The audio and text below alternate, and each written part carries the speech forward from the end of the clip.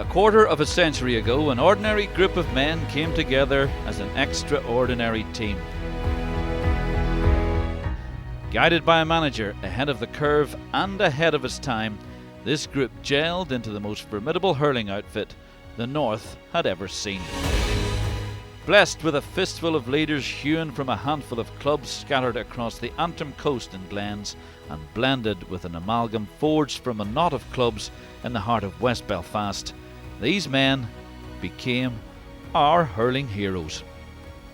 Neely, Pappy, Hippie, Desi, James, Woody, Leonard, Humpy, Jew, Kieran the captain, Beaver, Clute, Donald, Brian, Sambo, Danny, Declan, Mickey, Rogie, Noko, Aidzo, Colley, Paul, and then the man with the plan, the purist with the passion, Jim Nelson.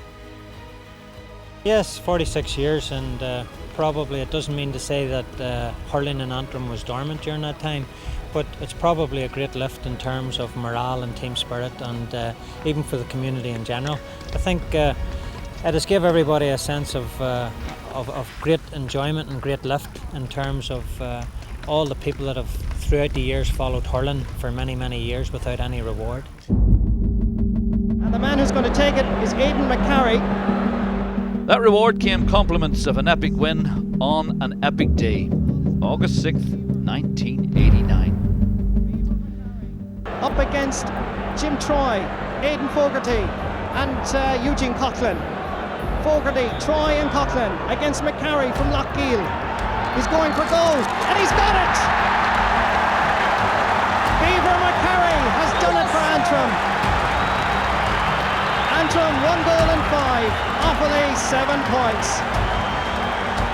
Just the game picking up a little bit in tempo as James McNaughton responds to the encouragement from the crowd here. Drops the ball down towards the corner forward Alton McFetridge. Yes! That's the goal that Antrim needed. Alton McFetridge, Clute as he's known to his fans, has put Antrim ahead. Ger Coughlin first to the ball. Delays with it as Brian Donnelly comes in. Gets actually Kieran Barr.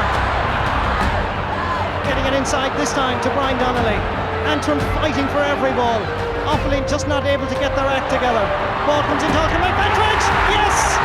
Magic McFetridge. A goal for Antrim, which puts them 2 goals in front. This could well be the shock of the year. Dare I say it.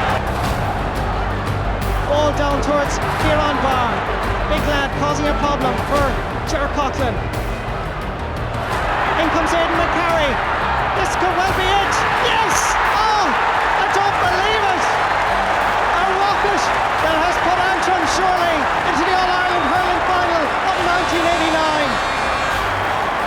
Well, what a magnificent goal.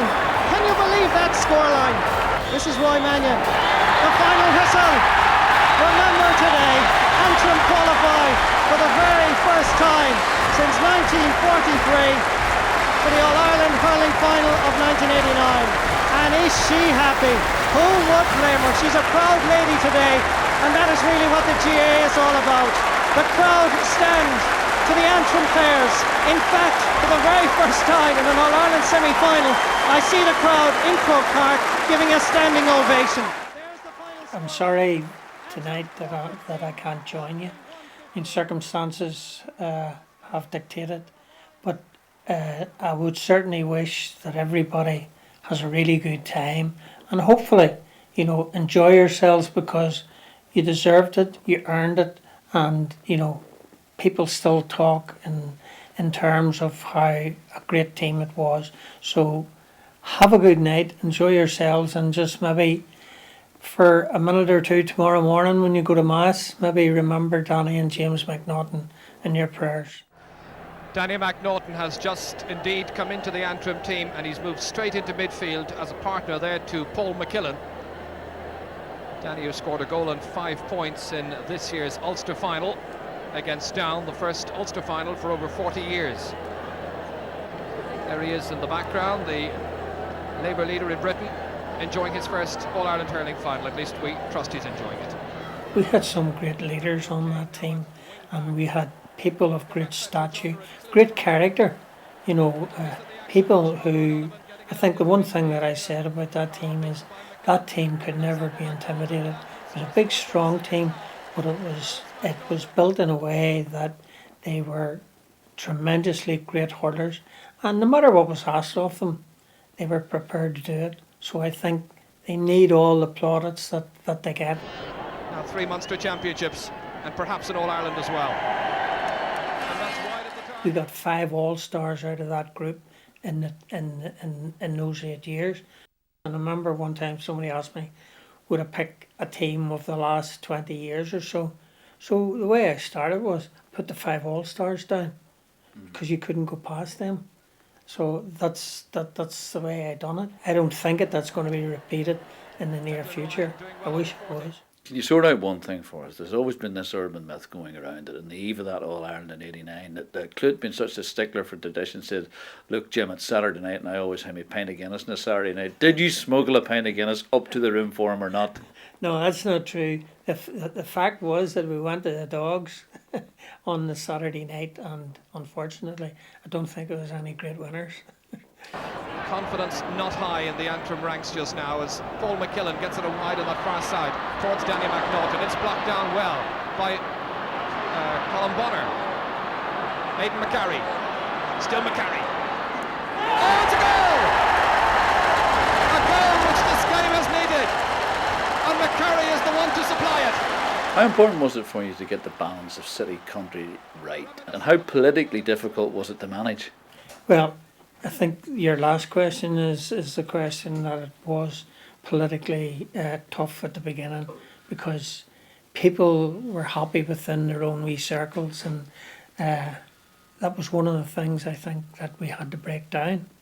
It's something that maybe I took a lot of credit for, because I think I put a lot of effort and time into it.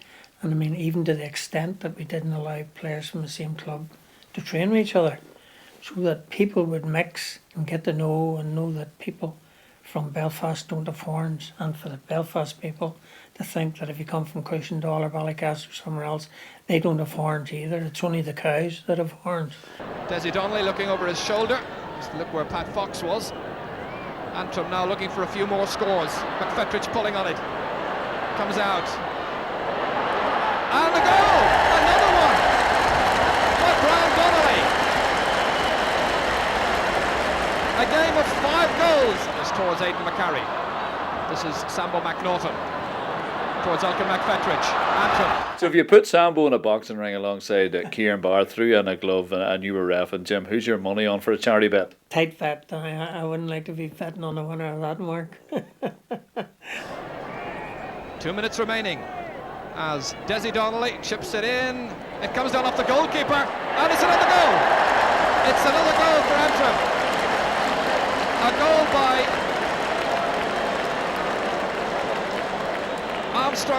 Donald Armstrong, I think, is the one who got it. Whenever we reached the All Ireland, there's nobody I could have went to say, how did you cope with this? How did you do that? What did you do? How did you do it? So I mean, like, we were basically on our own, from that aspect. But I mean, trying to protect people from that sort of the press and the way the press sort of took to it, was pretty hard to handle. Aidan Ryan has shared in their Munster triumphs. On to Nicky English. Oh, it's a bullet!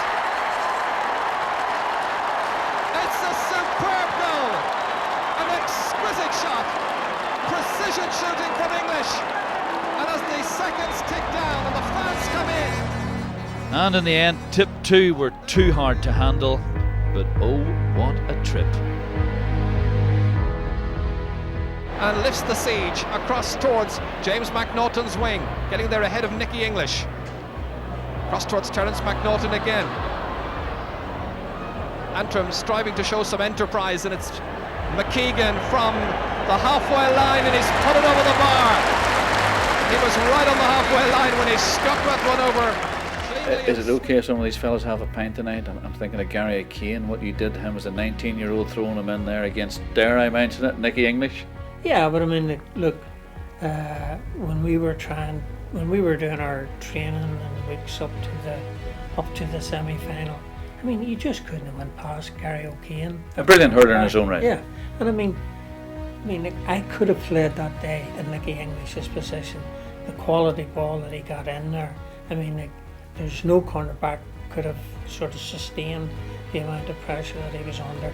But if I had to do it all over again, I'd pick Gary O'Kane at right cornerback again. Every time. Every time. Final message to the boys, Jim? Raise a glass, have a blast. Enjoy yourselves and enjoy it while you're able to, and hopefully it'll bring back memories tonight, and maybe at the end of the day when they sing an old song, it'll bring them back to what happened in '89. God bless you, Jim. That was brilliant. God bless.